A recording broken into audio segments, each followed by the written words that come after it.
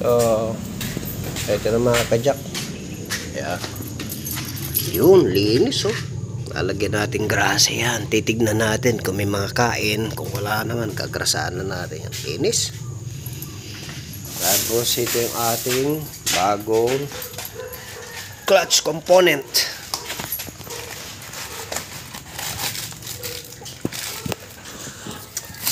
Okay.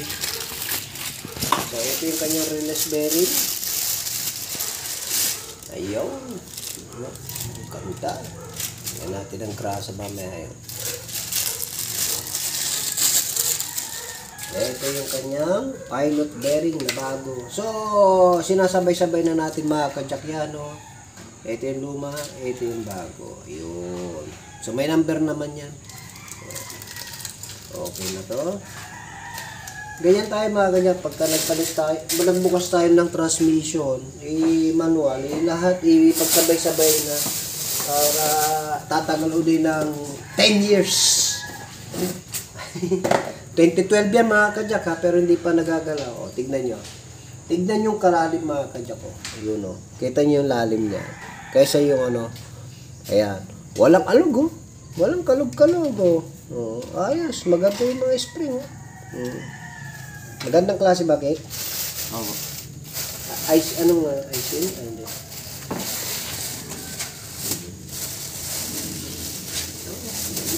Kapal. Tagal ulit ito. CD. Yan.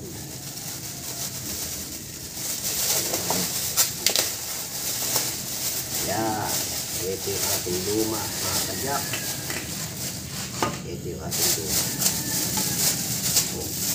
Tignan nyo yung kapal, mga kajak ko. At saka tignan nyo yung butas. Oh. Kakayod na eh. Oh. Lalim pa. Oh. Malapit na. So at least ito mga kajak, preventive maintenance to, gumahagana pa naman siya, pero may nararamdaman na kakaiba yung may-ari. Ayan o. At hindi na rin maganda yung shifting. Kita nyo mga kajak ko. Parang lato-lato.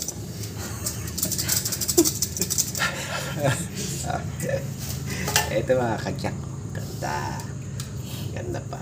So anyway. Tingnan natin yung pressure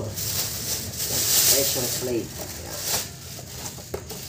Ito ang ating pressure plate. Ayun! Ganda ng tindig mga kajak ko. Yeah. So ito yung luma nating pressure plate. Ayun. Tignan nyo mga kajak ko. Yeah. Halos na siya. Dapa na siya ng konti. Pero ito, ayos, bagong-bago.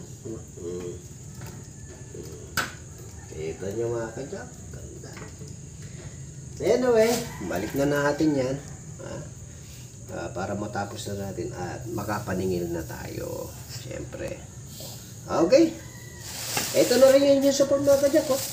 Bagong-bago. Sa may-ari. Shoutout sa may-ari dyan. Bagong-bago. Shoutout sa may-ari. Nakita namin. Pinalitan na natin engine support at inabunuhan na po natin. Ayan. So, tignan nyo naman engine support niya. Wala na. Ayan. So, mga kajak, at least bumili tayo ng brand new na engine support ng Honda City. Tara, magbalik na tayo. Mga kajak, nag-install na tayo. Ayan. Ayan, yan ang technique ng kasama natin mekaniko. Yan lang, nalagyan lang yun ng ng strap. Para sentro na agad mga kajak, hindi na tayo magsisentro doon sa gitna. Ayan, pinuputol na yung nilagay natin strap. Para makuha lahat. Ayan. Kajak yan. Salpak na tayo.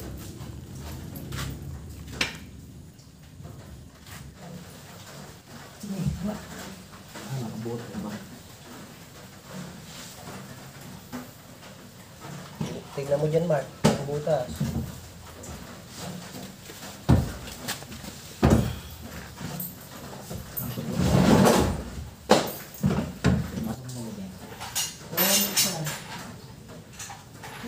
kaidin mo pa. Pagka ano, pasok na pasok.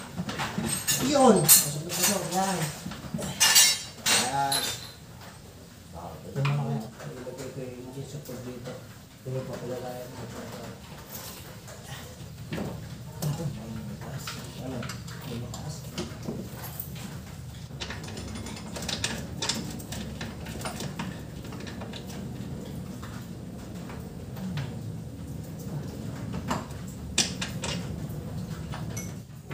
Hindi, okay lang po yan.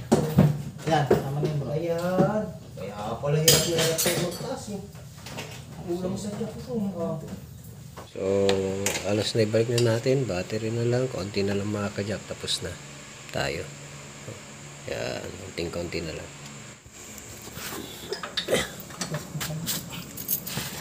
Kaya mga kajak. Balik na natin. Transmission na maayos. Okay na lahat. Yan. Punas na lang tayo mamaya. Okay. Ayan, pinabalik mo yung ating velocity. Yung ating axle.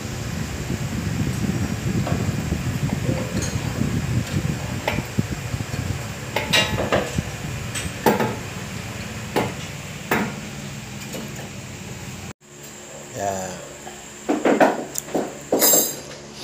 Yan, okay na mga kajak. So, ating yung tinatawag na velocity natin dito sa axle sa center bolt. Ayan, binalik din natin. So, huwag nyo kalimutan ilak ito mga kajak. Kanina, binuka natin yan. Ang pinakalock niya ito, inuyupi lang. So, anyway, okay na lahat to. Balik natin ng tie rod. Balik na rin natin ng shaft. So, okay na lahat. Mga kajak, nagtatap up tayo ng transmission oil kasi Tama na? Kunti lang yun eh. ano lang, Ganyan. Tinan mo. nagdagdag tayo. Sorry po. Oh, yan. So, ito mga kajak, okay na po lahat.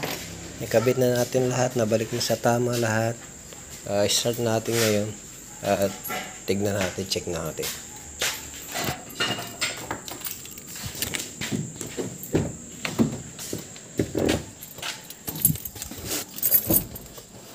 So, start tayo ng sasakyan mga kajak. Yan. Yan natin. Start tayo. Yun. Start. Yun. So, upon starting, pagkaramdaman natin mga kajak yung pakiramdaman natin yung clutch, kung maganda yung pasok ng clutch. Yan. Uy, yung lambot. Sarap. Ang lambot ng clutch mga kajak. Grabe. Bago ba naman eh. So, ito yung clutch yun. Lambot mga kajak. Oh, sarap. Parang bago. Ay, bago talaga. Ayan oh. Sarap. Oh. Grabe. Ay. Walang kasabit-sabit mga kajak. Ang ganda. So, wow. Nice. Ayos. Primera. Ayos. Ganda. Ayos na mga kajak. So, tapos na tayo. So, medyo ginapit tayo mga kajak. At okay na. Tapos na yung sasakyan. So, nagano tayo mga kajak, palit tayo ng clutch component sa transmission. No? So, okay na yung sasakyan, wala nang problema. Good na mga kajak. 200,000 kilometers.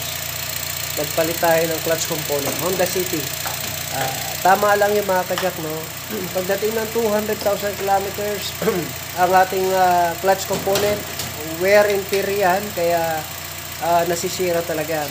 Kaya, ayan, nagpalit tayo mga kajak. So, muli, maraming salamat po. Jacob Aldridge Auto Care, the shop that cares for your car. Salamat!